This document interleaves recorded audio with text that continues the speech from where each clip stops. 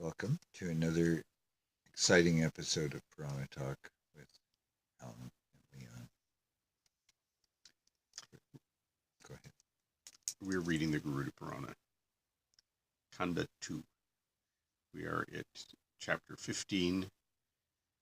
Garuda has met Vishnu in this Khanda, and it's mostly a conversation between Garuda and Vishnu. Garuda's got questions. Yeah. Well, thank goodness he is a bird who can articulate what he wants to know.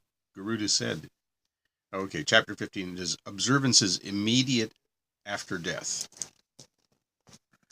And again, this is the ongoing theme, it seems here, is the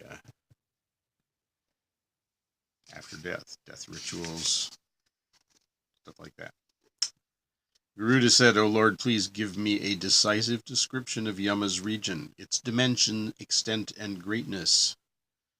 The Lord said, O Tarksha, listen. I shall describe the region of Yama. All the 16 worlds are very extensive. The distance between the earth and Yama's region is more than 1,032,000 kilometers. They used kilometers back then. No. Translated. Don't translate my yojanas into kilometers. Okay.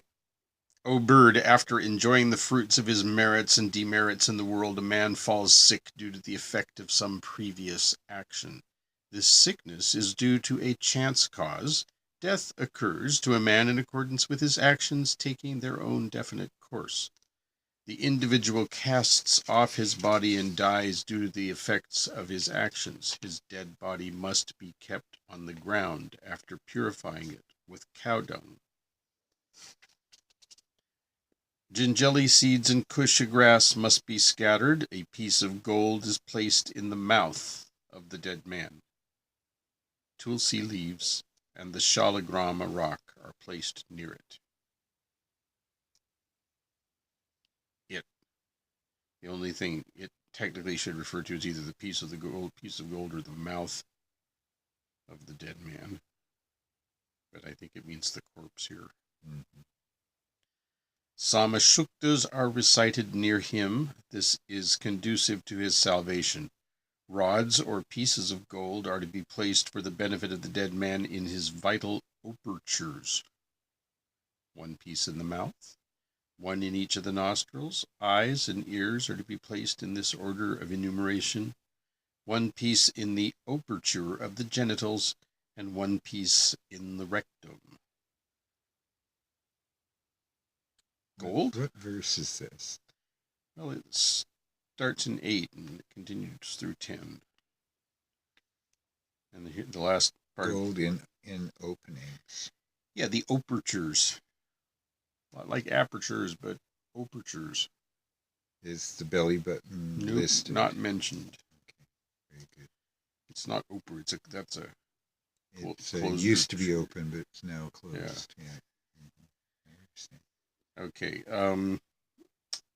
It ends with tulsi leaves are placed in both the hands and the neck. The dead body is to be covered with 2 cloths. It actually says 2 clothes. Saffron and raw rice grains are strewn. It is then decorated with flower garlands. The body is to be taken out through the back doorway, not through the front door of the house. The son with his relatives and the brahmanas of the town should carry the corpse on the shoulder to the cremation ground. The corpse should be placed on the pyre with the face of the dead to the north, while the son should sit on the ground with his face turned to the east. The pyre should be made on the ground on which no other dead body has been cremated presently. See, I think when they say the face of the dead man is to the north, I think his head points in that direction because he's not likely to be standing or sitting. The pyre should be made of woods of sandal, tulasi, and palasha. When the organs lose their functioning power, consciousness is benumbed, and the messengers of Yama are near at hand. breath leaves the body, the departed soul attains divine vision and can see the universe at a glance. 16. He observes the dreadful form of Yama even when he is on the verge of death. He sees Yama's servants beating the wicked with the cane. He sees the attendants of Vishnu cheering the good. The path of Yamaloka is hard to pass. The sinners traverse the path in discomfort. Yama assumes a form of body with 4 arms, holding conch, discus, bow, and mace. He treats the pious with amity and a cord, and chastises the sinful with the iron rod. So it seems to be giving him Vaishnava tools. And directions in death's land, basically. He's telling you where the path leads and what's going to happen. 20. He thunders like clouds at the time of dissolution. Which he? Yama or the dead guy? I hate these ambiguous pronouns. I believe it is Yama in this case. So the footnote with clouds is the clouds Samvarta or Samvartika or the rest are extremely dark as they are thick with water at the dissolution of the universe. He thunders like clouds at the time of dissolution. He looks as dreadful and dark as a mountain of collyrium. He is seated on a buffalo. He can be easily propitiated or appeased by the devotee. His body shines as the luster of lightning. It is as long as the 3 yojanas in dimension. Thank you. He is terrible to look at, wields an iron rod and noose in his hands. His bodily appearance and eyes are dreadful to the sinners. So there was a footnote. I skipped it just so we could get through the text there. He is seated on a buffalo. Footnote. A popular mantra whereby Yama is invoked in a rite has reference to Mahisha, buffalo, as his vehicle. Or Mahishasura is the demon buffalo that is killed by Shakti Durga. When she slays the buffalo demon, that's who that is. Yeah, okay. Could be interesting. Okay, so he is seated on a buffalo, and the mantra is Mahishastha Yama Gacha Dandahasta Mahabala Raksha Tvarha Dakshina Dwaram Vivasvata Namostute. Mahishavahana is an oft occurring epithet of Yama. Mahishavahana, which means Mahisha vehicle. Mahisha being the buffalo. Mm-hmm. The soul in human body is the size of a thumb. This comes up again. It's been repeated a few times. The soul is the size of a thumb. Footnote. Angustamatraha Purushaha. This Shruti citation recurs in treatises on philosophy and is corroborated by the statement of the Mahabharata when Yama is said to have forcibly dragged the thumb-sized soul out of the body of Satyavan. Angushtamatram Purusham Nishchakarsha Balad Yamaha.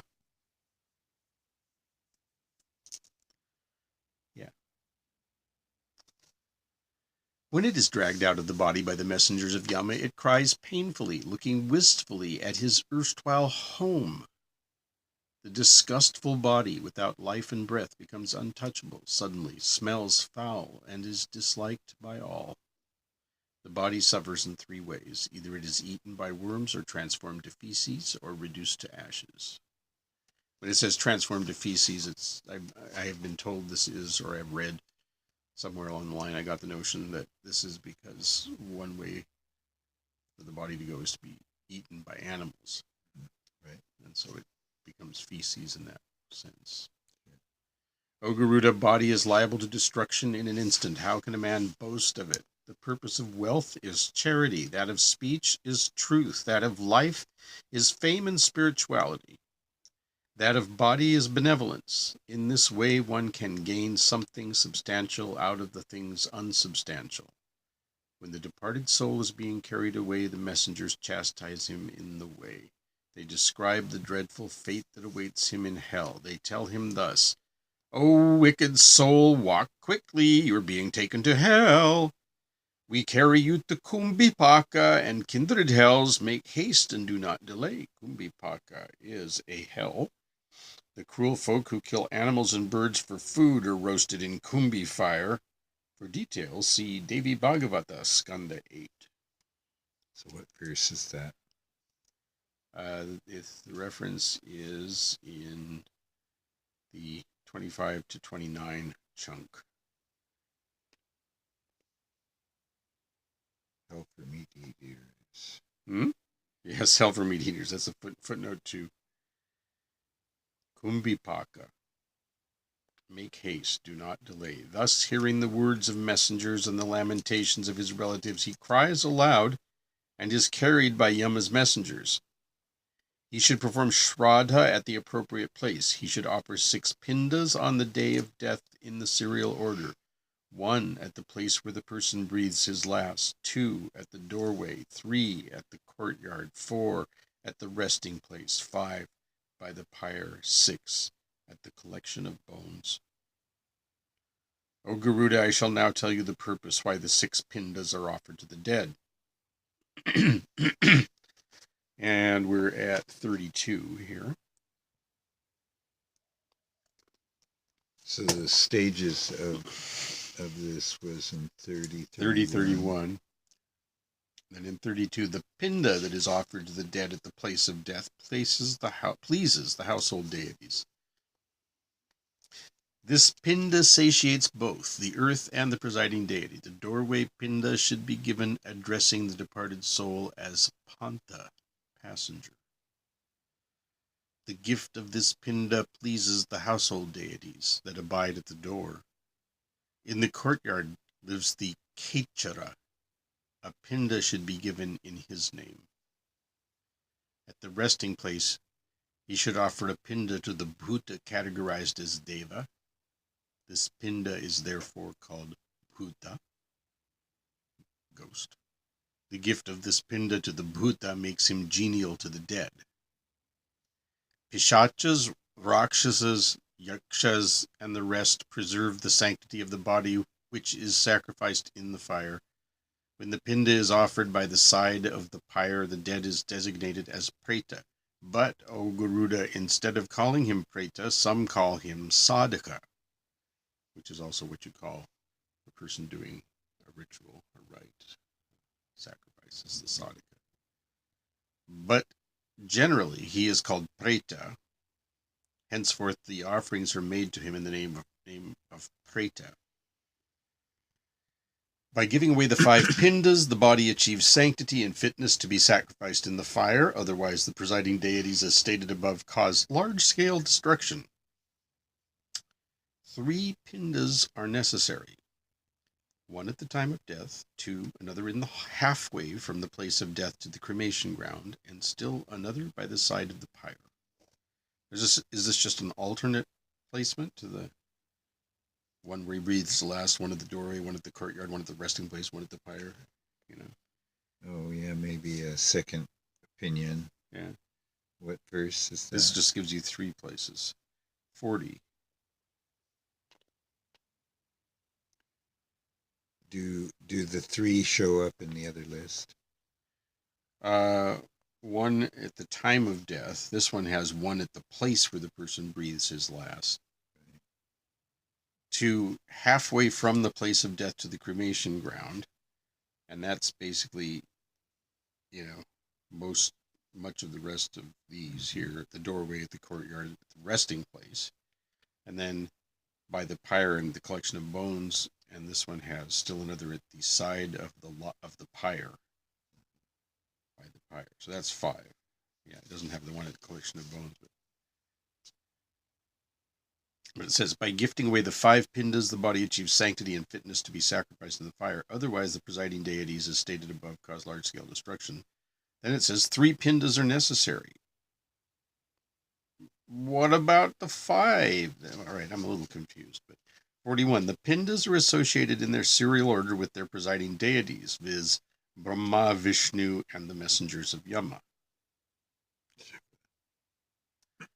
Yeah, well, Shiva is associated with death as Mahakala, with the cremation ground, with the Ganas. 42. When the third pinda is offered, the dead body is relieved of impurity. The son or the nearest relative should set fire to the pyre.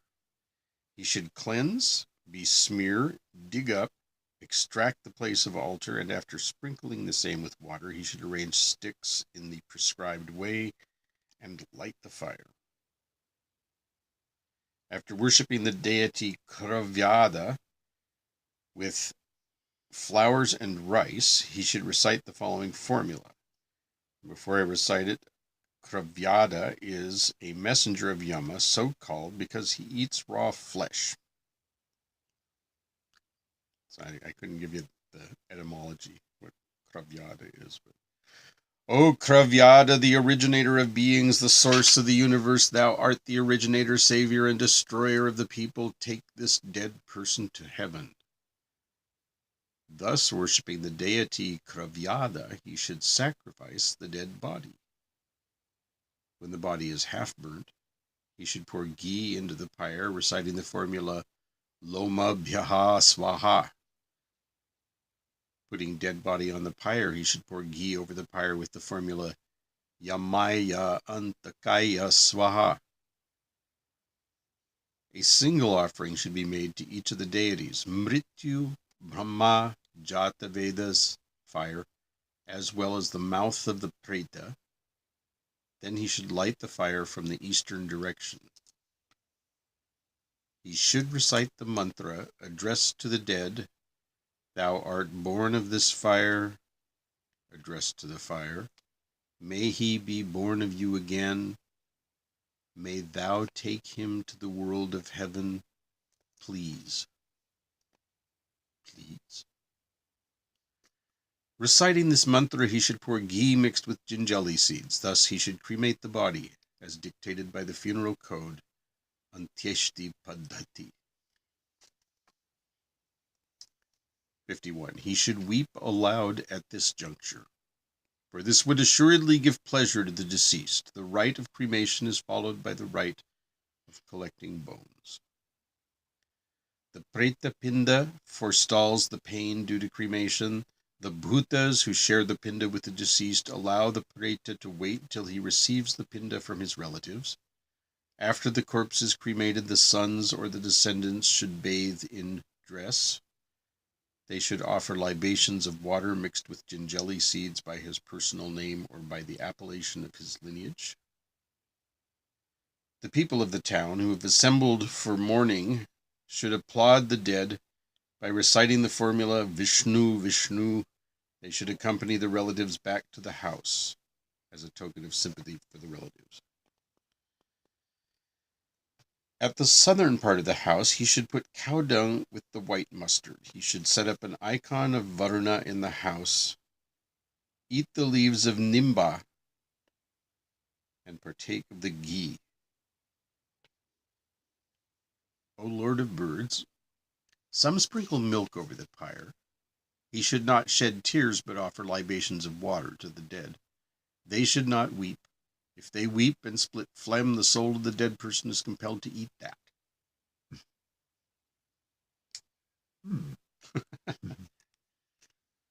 Curious idea. The son should perform the obsequial rites as his means can afford. O Garuda, he should pour milk or water by the earthen jar in favor of the deceased over the sloping roof or the courtyard. The soul of the deceased, held fast by his previous actions and terribly bewildered, desires for another body. While he is being taken to the abode of Yama by his messengers, he casts a mournful look at the cemetery and the courtyard of his house. For 10 days, without intermittence, the son should offer pinda in the pit and pour a handful of water in favor of the deceased. If he has no son, his wife should perform the obsequial rites. If he has no wife, his disciples should perform the same.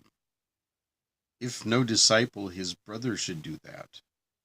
The libations of pinda and water should be given either at the cremation ground or at the place of pilgrimage. Whatever the descendants offers, boiled rice, barley meal, vegetables, fruit, etc., on the day of death, he should partake of the same on successive days. The son or the descendant offers pinda for 10 days consecutively. The pinda is divided every day into 4 parts, O Lord of birds. 2 parts of the pinda go to the building of new body. The 3rd part goes to the messengers of Yama. The 4th he partakes of himself. Within 3 days and nights, the soul assumes a new body. On the 10th day, the embodied soul longs for food. No procedure, no mantra, and no rites are prescribed. He should offer gifts to the deceased just by his personal name or by the appellation of his lineage. O bird, when the dead body is cremated, the soul that has gone out of the body takes a new body. With the pinda of the first day, his head comes into being. With the pinda of the second day, his neck and shoulders. With that on the 3rd day, his heart. And with that on the 4th day, his back. With that on the 5th day, his navel. With those on the 6th and 7th days, his waist and private parts. With that on the 8th, his thighs. With that on the 9th, his palate and feet. With that on the 10th, a feeling of hunger comes into being. Having assumed a new body, tormented by hunger, he stands at the threshold of his house. The 10th day pinda should be accompanied with the offerings of flesh. The soul of the deceased, when he had assumed a new body, feels extremely hungry. His hunger is not appeased in an offering without flesh, if an offering without flesh is made to him. On the 11th day and the 12th, the soul of the dead eats to his fill. While offering gifts of lamp, food, water, etc. to the male or the female deceased, one should mutter the name Preta. Whatever is offered to the deceased should be done by the name Preta, for doing so gives delight to the deceased. 76. On the 13th day, the soul of the dead is taken to the highway.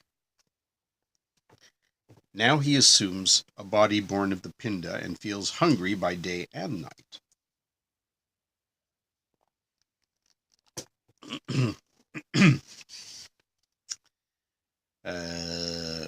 The sinners, 77. The sinners travel by the path of extreme cold and heat, the path which is beset with nails, infested with demons, and spread over with fire.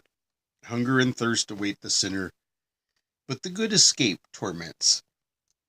In the path beset with trees, with their leaves as sharp as swords, such tortures are usual. He suffers from hunger and thirst, tortured by the messengers of Yama. The departed soul traverses 247 yojanas in 24 hours. He is bound by the noose of Yama. He weeps as he leaves the house for the city of Yama. The departed soul goes to the city of Yama, which the pious souls find comfortable, and where the sinners feel distressed. In his upward journey, he passes over the best of cities: Yamya, Sauripura, Nagendra Bhavana, Gandharva, Shailagama, Krancha, Krurapura, Vichitra Bhavana, Bhavapada, Dukhanda, Nanakrandapura, Sutapta Bhavana, Raudra, Payavarshana, Sitharya, and Bahubhiti. Yama's city heads the list. On the 13th day, seized by the servants of Yama, and all alone, the departed soul traverses the path like a monkey led by the juggler. As he goes along the path, he cries aloud, repeating, "O my son, I am undone. Alas, I am undone. I did not act well." He laments, crying over and over again, "Human body is rare to get. I got it by my accumulated merit. I earned sufficient wealth, but gave nothing to the poor. Alas, that wealth has gone to others," in spite of hoarding it. Thus he speaks in the choked voice. He is severely tortured by the servants of Yama while he remembers his past. None gives him pleasure or pain. This is wrong to presume that pleasures or pain are caused by others. The soul suffers for all that he performs in his life. O soul, now suffer the consequences of your past activities. 90. He laments. I neither gave gifts to the needy nor poured oblations into the fire. I neither practiced penance in the caves of the Himalayas nor bathed in the Ganges. O soul, now suffer the consequences of your activities. I neither gave regular gifts nor made any pastures nor offered sacred books, the Vedas and the Dharmashastras, to the learned Brahmins in charity, nor heard the Puranas. Now, O soul, suffer for your activities. I did not construct a tank for satiating thirsty people, beasts, or birds. I did not make a pasture for the cattle to graze. Now, O soul, suffer for your activities. I neither enjoyed the pleasures of my husband's company, nor did I enter the pyre of my husband, nor did I observe the vow of charity after his death. O soul, now suffer for your activities. I did not reduce my body by keeping monthly fasts to Chandrayana vow or observances of like nature. I derived womanhood, the cause of multiple sorrows, from unholy activities of my former life. O bird, you think attentively on what I have said about the lamentations of men and women for their acts of omission and commission done in their previous life. Well, you can't take it with you, I guess, but sounds like you take some of it with you. Yeah, well, you definitely don't clear the accounts just by dying in Hinduism. Your karmic connection is not severed by death. Well, it determines your. I think that's accurate to some extent. You know, it's all in how you dismount, isn't it? Like, you know, like Nadia Comaneci. You know, if you actually, I couldn't fully do that, or I'd whack you in the face. Yeah, I know. Well, I'm glad you did. Yeah, but I think it's just, you know, it's about how you find your exit and how that goes, and how you've lived your life determines sort of what goes on next. Very interesting idea. I've never heard anything quite like this. Well, you have, and you have now. I have now. There you go.